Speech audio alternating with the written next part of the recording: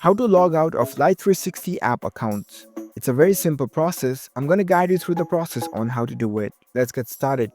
First of all, on your phone, launch the Life360 app. After you are in the app, make sure that you are logged in with your account. Once you are logged in, you will see this kind of app interface. Now, in order to log out of your account from Life360 app, you need to go to the settings first. Here in this location page, at the top left corner, you can see the settings icon. Tap on it. Once you're in the settings page, scroll down to the bottom. Under this universal settings section, at the bottom you can see the logout option. Tap on it. Now, in order to log out of your account, you can select this logout option at the bottom. And that's it. You'll be logged out of your account easily. So it's a very simple process to log out of your Life360 app accounts. If you found this video helpful, don't forget to give this video a thumbs up and subscribe to our channel for more tech tips. Thank you for watching.